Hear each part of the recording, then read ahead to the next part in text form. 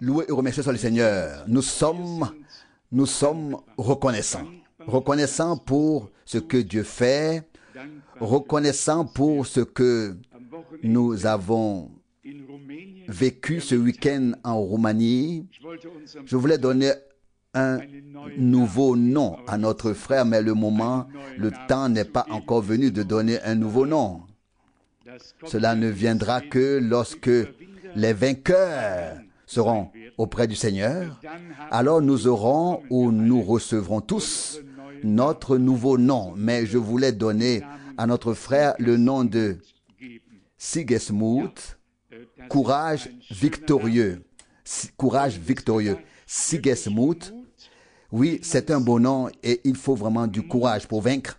Il faut du courage pour vaincre. Celui qui n'a pas de courage, qu'il reste chez lui. Seul celui qui a du courage peut se mettre en route. Et nos frères se sont mis en route parce qu'ils avaient du courage. Et il y a un passage où c'était à l'époque où les 30 000 devaient se battre, puis il en restait 300, et il était dit que tous ceux qui n'avaient pas de courage devaient rentrer chez eux afin de ne pas contaminer et décourager les autres. Alors ils sont tous partis de bon cœur. 29 700 sont rentrés chez eux, 300 sont restés. Et cela a suffi à Dieu. Cela a suffi. Mais je suis reconnaissant à nos deux frères qui sont partis et je crois qu'ils peuvent le confirmer. Nous avons pu vivre ensemble des jours et des heures merveilleux, voir aussi ce que Dieu fait et la reconnaissance dans le cœur des hommes et savoir que tout ce dont nous disposons ici, les frères et sœurs là-bas en disposent aussi. C'est tout simplement merveilleux. Et cela doit être apprécié. Il faut remercier Dieu de nous avoir donné des frères qui ont vraiment le courage de cette manière d'aider le peuple de Dieu à remporter la victoire. J'étais mieux loti que les autres frères. Plus confortablement, j'ai pris l'avion et ils ont pris la voiture. Et comme je l'ai dit, ce qui m'a frappé là-bas en Roumanie, c'est l'inconvénient que les frères et sœurs roumains ont par rapport à ceux qui parlent l'allemand.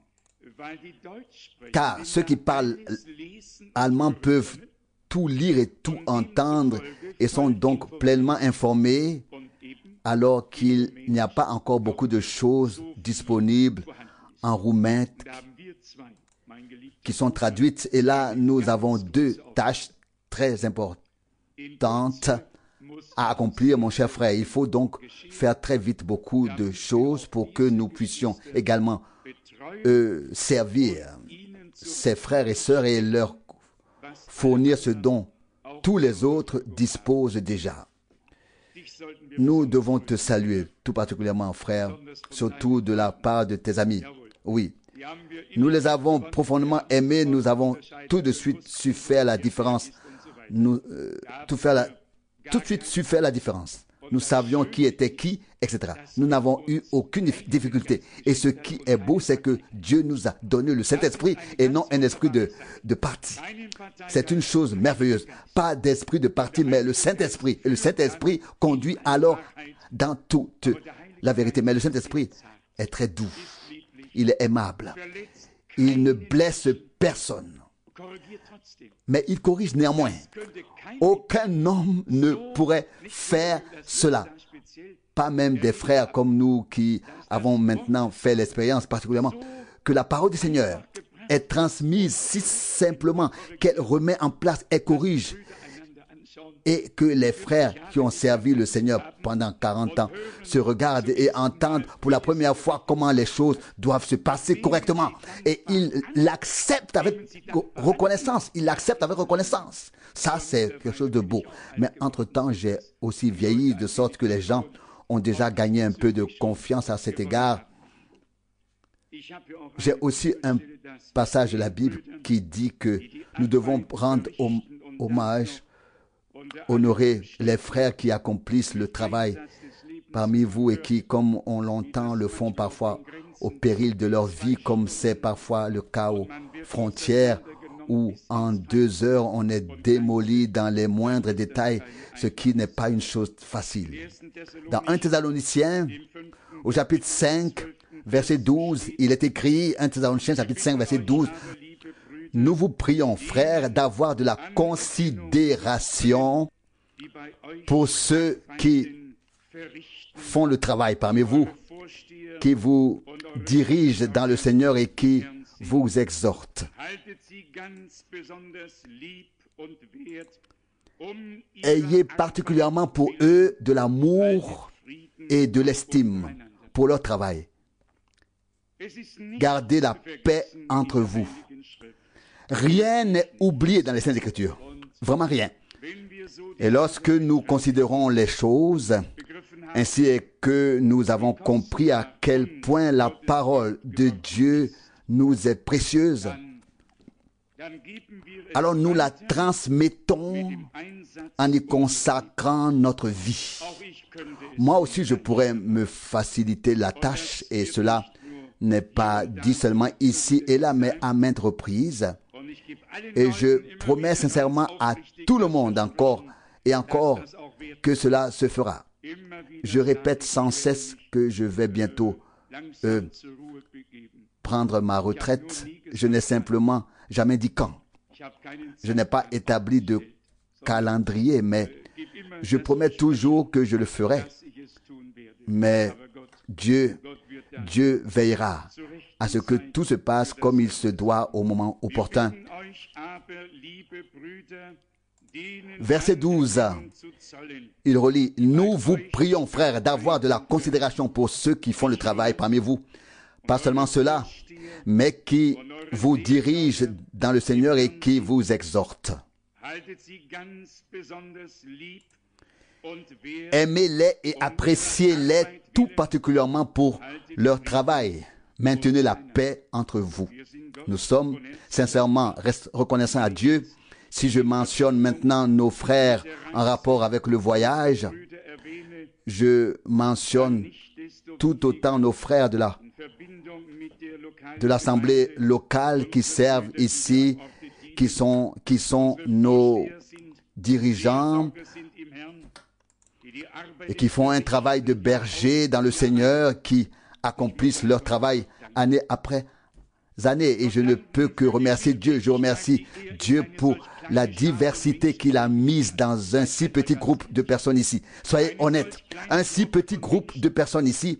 Nous avons ici des gens qui président, nous avons des anciens, nous avons des gens qui travaillent dans le royaume de Dieu, nous avons des sœurs qui, comme Phoebé, sont au service de l'Assemblée et font de leur mieux, et nous avons des traducteurs, tout nous a été donné par Dieu, c'est vrai, tout est là. Nous, dans un si petit groupe, nous avons des chanteurs, des cantiques, une chorale, nous avons des musiciens, nous avons des gens qui prient. Oui, que nous manque-t-il? Dieu ne nous a-t-il pas tout donné par grâce? Nous devrions commencer à le remercier. Vous ne trouverez pas dans un groupe de 300 ou 400 personnes une telle combinaison de choses nécessaires que nous avons ici par grâce.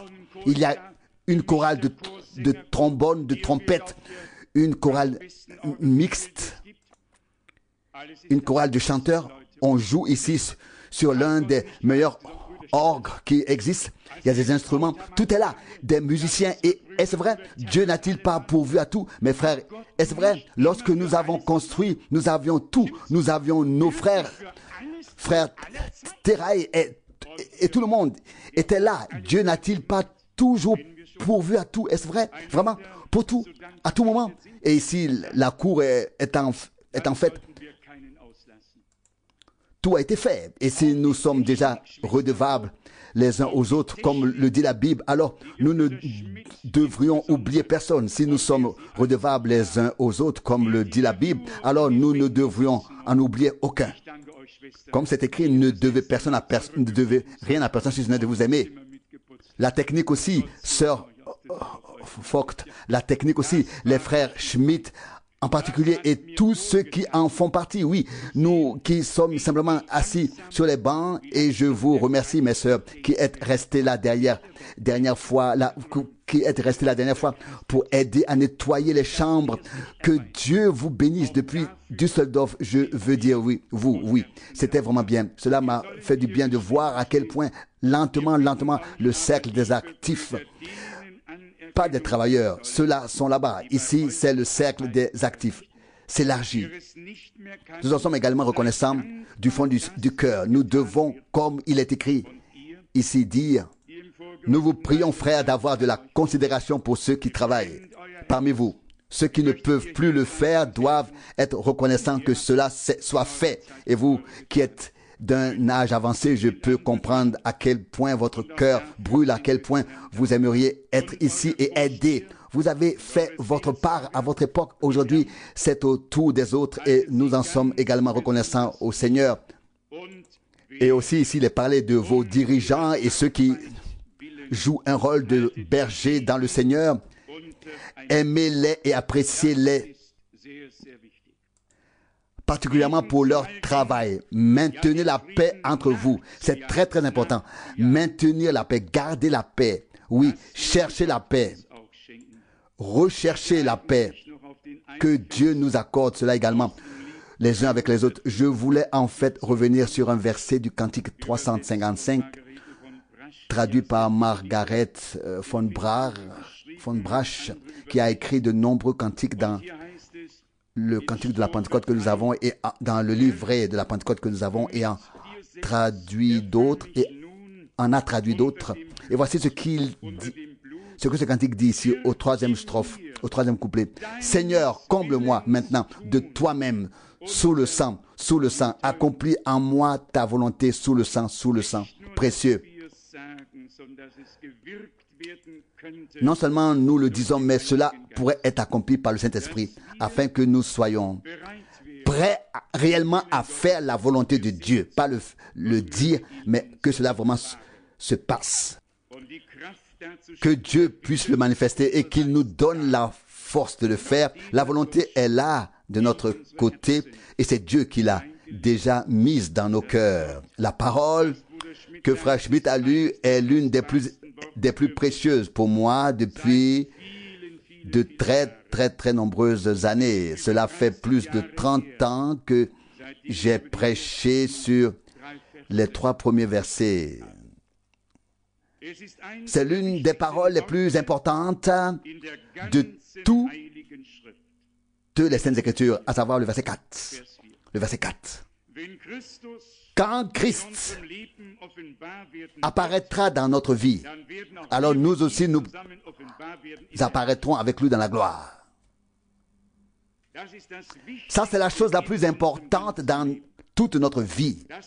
Que Christ ne soit pas seulement quelque part dans le christianisme, où il n'est pas, non, en fait, mais que Christ soit à nous, l'espérance de la gloire, et que cela soit manifesté. Christ se manifestant dans notre vie, non seulement en parole, mais en se manifestant à travers la vie en nous et à travers nous.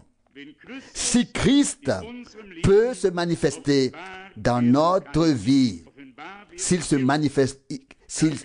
manifestera, alors nous aussi, nous serons manifestés avec lui dans la gloire. Mais si ce n'est pas le cas, que se passera-t-il alors? Et vous savez que je ne suis pas un prédicateur de jugement. Dieu ne m'a pas encore accordé ce don. Cela viendra probablement un jour. Cela viendra. J'ai en quelque sorte le sentiment que cela viendra. Le moment venu, Dieu offrira les deux. La grâce, mais aussi l'annonce du jugement ne manquera pas. Avant que quelque chose de particulier ne se produise sur terre, Dieu a toujours donné une annonce, un avertissement avant le jugement. Et il y aura les deux. L'annonce du jugement et l'offre du salut. Mais ici, pour poser la question inverse, si Christ ne se manifeste pas dans notre vie, alors nous ne serons pas non plus manifestés avec lui dans la gloire. Et c'est là que réside la gravité de la situation. Tout comme Dieu s'est manifesté sur terre en Christ, Christ veut se manifester en nous. Que dit frère Branham dans sa prédication? Christ, le oint, nous les oints. Lui, le Messie, nous les Messies. Si nous pouvons accepter cela, reprendre cela ainsi, c'est ce qu'il a prêché. C'est plus qu'un simple enseignement, plus qu'une simple réflexion sur la parole de Dieu. Ça, c'est une expérience avec Dieu.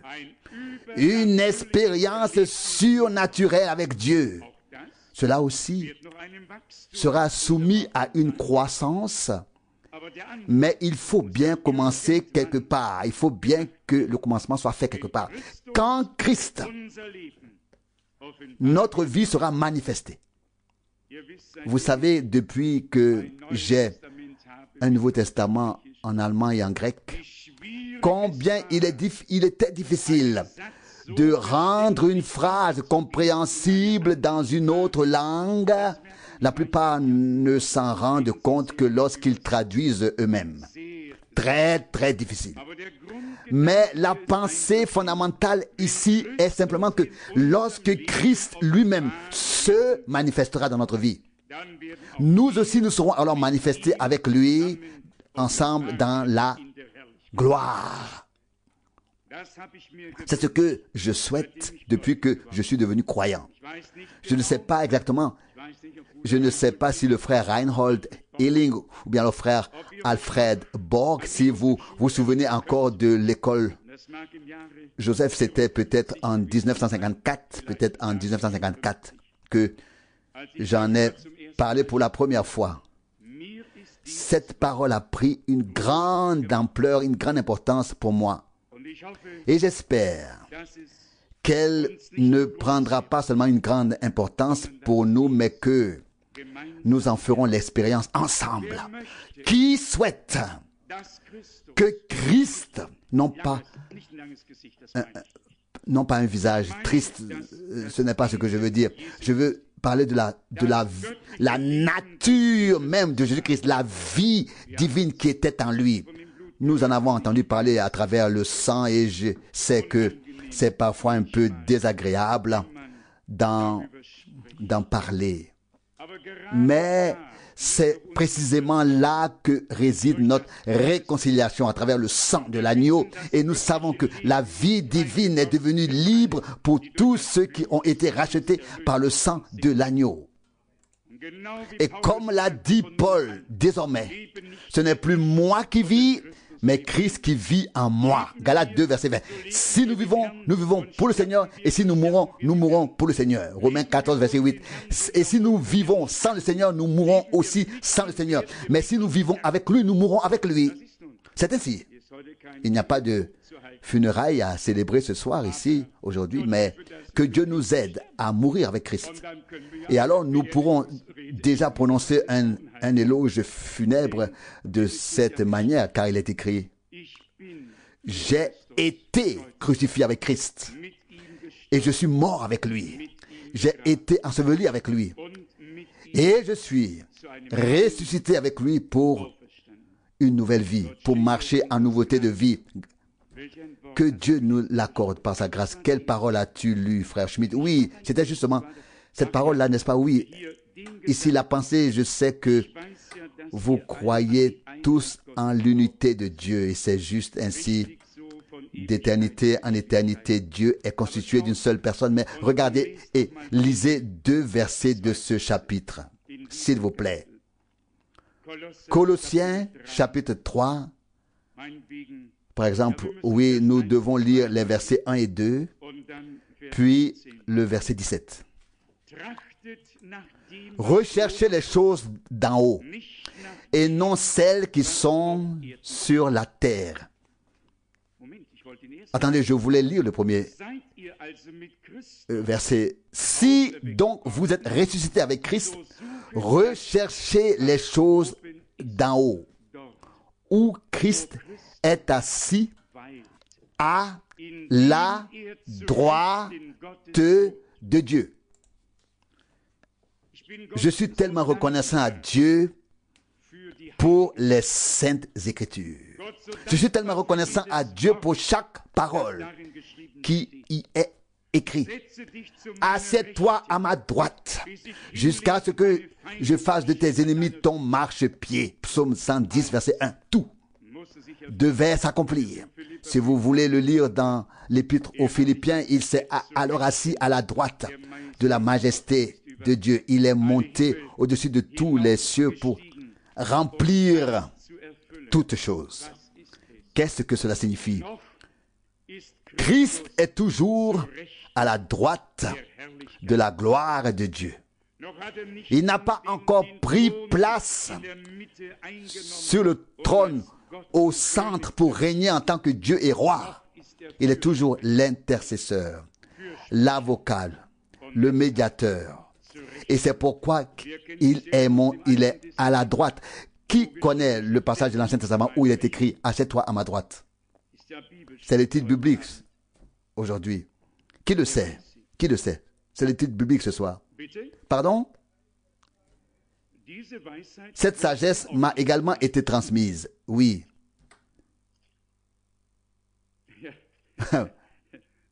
Oui, comme c'est merveilleux que nous puissions parler des choses importantes. Et pourtant, exactement, oui. Oui, exactement. Psaume 110. Oui. Psaume 110. Voyez quelle parole de l'Écriture devait s'accomplir. Devait s'accomplir. Ici, Psaume 110, verset 1. Ainsi parle le Seigneur à mon Seigneur. Remarquez-vous qu'il y a un Seigneur avec un grand S et un autre avec un petit s. Vous voyez la différence?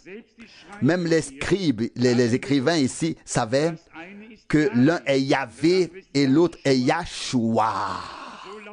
Ainsi parle le Seigneur à mon Seigneur. Dans l'Ancien Testament, c'était le Seigneur. Dans le Nouveau Testament, c'est mon Seigneur, mon Dieu. C'est ça la différence. La relation personnelle établie. Assieds-toi à ma droite jusqu'à ce que je fasse de tes ennemis ton marchepied. En fait, c'est bien cela. Le texte original ne dit pas ici ton marchepied. Le texte original dit littéralement que les ennemis forment le marchepied, que eux-mêmes deviennent son marchepied, que les ennemis, pour ainsi dire, que le Seigneur pose ses pieds sur tous ses ennemis. Ils forment le marchepied, eux-mêmes sont le marchepied. Et il pose ses pieds là-dessus. Il règne pour l'éternité sur tout. Il n'y a pas d'échappatoire. Non seulement devant le marchepied quelque part, mais ils sont complètement sous ses pieds. Sous ses pieds. Et quand Paul dit que le Seigneur doit bientôt écraser Satan sous nos pieds, il savait exactement ce qu'il disait. Mais passons maintenant rapidement à cette parole ici, à ce passage de 1 Corinthiens maintenant. 1 Corinthiens, le chapitre 15, qui aborde précisément ce domaine, ce sujet. Et il est dit ici dans 1 Corinthiens, chapitre 15, du verset 24. Ensuite viendra la fin, quand il remettra le royaume à Dieu, le Père, après avoir détruit toute domination et toute autorité et toute puissance. car il doit régner en tant que roi jusqu'à ce qu'il lui ait mis tous ses ennemis, jusqu'à ce qu'il lui ait mis tous ses ennemis sous ses pieds. Voyez-vous ici le lien avec le psaume 110, verset 1? Jusqu'à ce qu'il lui ait mis tous ses ennemis sous ses pieds. Mais remarquez qu'il doit même régner en tant que roi. Tout cela n'arrivera qu'à la fin du règne de 1000 ans, comme il est dit ici, et peut-être devrions-nous lire les versets 22 et 23 pour clarifier les choses. Versets 22 et 23 pour clarifier les choses.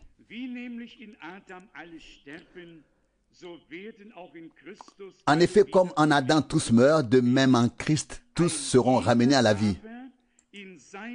Mais chacun en son rang. Christ comme premier, puis ceux qui appartiennent à Christ lors de son retour. Ensuite viendra la fin quand il remettra le royaume à celui qui est Dieu et Père après avoir détruit toute domination, toute autorité et toute puissance. Verset 25. Car il doit régner comme roi jusqu'à ce qu'il lui ait mis tous ses ennemis sous ses pieds. Le dernier ennemi qui sera détruit, c'est la mort. Et vous savez très bien que la mort aura encore sa proie en grande quantité à la fin ou après la fin des 1000 ans. Car Satan sera relâché, il parcourra la terre et rassemblera tous les peuples, et il encerclera le camp des saints, puis le feu tombera du ciel. Apocalypse chapitre 20, verset 10 environ. Continuons donc notre lecture ici, dans 1 Corinthiens 15, verset 27. Car il a tout mis sous ses pieds, mais lorsqu'il dira ensuite, tout lui est soumis. Cela exclut bien sûr celui qui lui a soumis toutes choses. Verset 28. Mais dès que toutes choses lui seront soumises, le Fils lui-même sera aussi soumis à celui qui lui a soumis toutes choses, afin que Dieu soit tout en tous. Une parole très merveilleuse. Et voyez-vous ce qu'elle signifie ici? Une fois que Dieu aura mené à son achèvement la race divine qui a pris son commencement avec le Christ, le Fils se soumettra au Père. Et alors Dieu sera tout en tous et nous prendrons la place qu'il occupe actuellement et il sera à nouveau Dieu tout en tous comme cela a été depuis toute l'éternité, ainsi sera-t-il pour l'éternité. Et les hommes ne comprennent pas cela et j'aimerais qu'on puisse leur faire comprendre. Pouvez-vous comprendre ce que cela signifie? La révélation de Dieu lui-même sous forme humaine, mais restant le Dieu constitué d'une seule personne, mais maintenant révélé sous la forme du Fils en tant qu'homme, restant à 100% Dieu et en même temps à 100% humain, alors homme, pour créer une nouvelle race divine au sein de l'humanité et faire des enfants des hommes, des enfants de Dieu pour immortaliser les mortels. Je ne peux pas non plus l'exprimer avec des paroles. Et je ne crois pas qu'il existe un être humain capable de le formuler, mais devant mes yeux spirituels, cela passe très clairement et distinctement. Tout comme Dieu a pu se manifester sous une forme visible en tant que Yahvé séparé de la gloire dans laquelle il était, il s'est révélé sur terre. Il s'est manifesté sur terre en Jésus-Christ. Dieu était au ciel, Dieu était en Christ, Dieu est esprit, Dieu est omniprésent. Il a fait ce nouveau commencement en Christ. Je m'en réjouis, car je fais moi aussi partie de cette nouvelle création divine. Si quelqu'un est en Christ, il est une nouvelle créature. Les choses anciennes sont passées.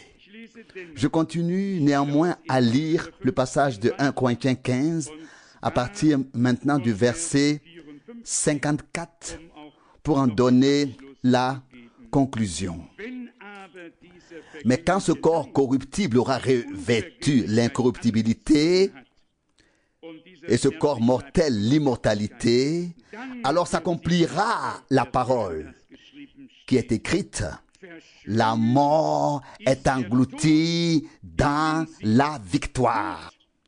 Où est, ô mort, ton aiguillon? Où est, ô enfer, ta victoire? C'est ainsi que la plupart des traductions le rendent. Et puis ici, l'aiguillon de la mort, c'est le péché. Verset 56, et la force du péché réside dans la loi. Verset 57, mais grâce soit rendue à Dieu qui nous donne la victoire par notre Seigneur Jésus-Christ. Verset 58. C'est pourquoi, mes frères bien-aimés, soyez fermes, inébranlables et participez toujours avec zèle à l'œuvre du Seigneur, sachant que votre travail n'est pas vain dans le Seigneur. Amen. Amen, nous le savons. Le travail n'est pas vain. Nous semons la précieuse semence de la parole de Dieu. Certaines tombent le long du chemin, d'autres dans les broussailles. Il y a en effet 4 possibilités pour la semence où elle peut tomber. Mais il y a aussi des cœurs qui sont préparés, dans lesquels la semence tombe.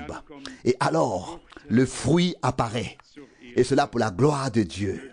Que celui qui a fait de grandes choses pour nous, lui le Seigneur, qui puisse nous rendre plus reconnaissants, plus fidèles, plus zélés à servir le Seigneur, à être ardents dans l'esprit, à faire ce que nous pouvons avant que le Seigneur vienne. Car il est écrit, travaillez pendant qu'il fait jour, car la nuit vient où personne ne peut travailler. Jean 9, versets 4 et 1, compositeur de cantique dit, dois-je partir les mains vides, dois me présenter ainsi devant Jésus. Depuis que j'ai prononcé ici la prédication sur le toit de ce bâtiment, je me suis dit, je dois à nouveau écrire sur la lunette arrière de ma voiture. Laissez-vous réconcilier avec Dieu afin que les gens soient informés, afin qu'ils soient amenés à réfléchir d'une manière ou d'une autre. Que Dieu nous bénisse tous. Rendons grâce ensemble au Seigneur pour nos frères et sœurs en Roumanie et partout ailleurs. Frère Rousse, que Dieu te bénisse, que Dieu nous bénisse tous. Amen. Levons-nous et remercions le Seigneur. Tu es digne. Tu es digne. Tu es digne, ô Seigneur, d'accepter la louange et l'honneur, la gloire et l'adoration. Tu es digne, ô Seigneur. Gloire, gloire, alléluia. Gloire, gloire, alléluia. Gloire, gloire, alléluia. Sa vérité progresse.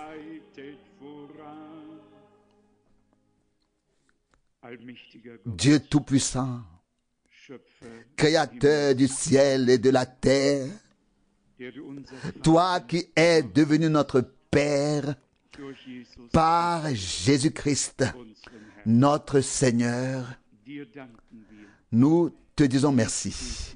Nous t'adorons, nous te rendons grâce. Nous voyons tes promesses et nous les voyons accomplies. Nous voyons le sens et le but de ta révélation, de la révélation de toi-même en Jésus-Christ notre Seigneur. Nous t'en remercions et te demandons de nous accorder ta grâce et une onction puissante de ton Saint-Esprit ainsi que des paroles de révélation et de puissance que nous pourrions apporter à ton peuple et au monde entier. Nous prions pour tout le bloc de l'Est, que tu commences par la Russie et que tu continues avec tous les autres peuples. Seigneur fidèle, nous te demandons une chose, que l'Antichrist ne dévore et ne séduise pas tout, mais que tu appelles les tiens à sortir avant qu'il ne soit trop tard et que la porte se ferme. Seigneur bien-aimé, ton apôtre Jean a dit, nous savons que le monde entier est sous la puissance du malin. Seigneur, il en est ainsi. Trompé. Oh mon Dieu, une petite troupe. Cela semble presque présomptueux de dire que tu nous as parlé, que tu t'es révélé à nous, Seigneur fidèle. Et pourtant c'est vrai. Nous ne pouvons le nier.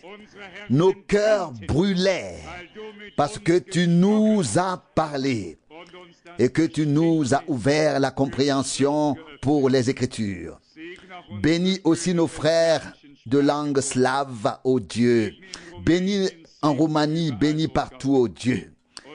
Et en ce lieu, donne un exemple. Fais de nous une assemblée comme l'était l'Église primitive. Fais de nous un modèle, un exemple en ce lieu.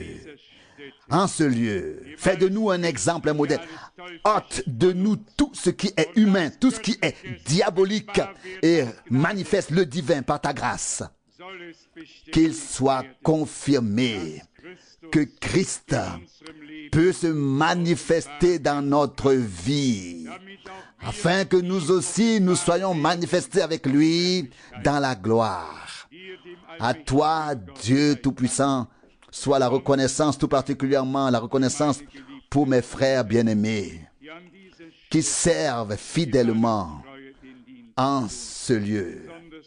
Bénis tout particulièrement frère Rousse et tous les frères, bénis-les. Bénis frère Kupka, bénis les traductions, bénis tous nos frères bien-aimés. Peu importe qui met la main à l'œuvre, bénis leurs mains, leurs lèvres, leur cœur, toute leur vie. Que l'unanimité, l'union règne. Ô Seigneur, Dieu fidèle, que ta face brille sur nous et que ta paix, qui surpasse toute intelligence humaine, règne. Qu'elle nous gouverne et que tu nous gardes. En Jésus-Christ, notre Seigneur. Amen.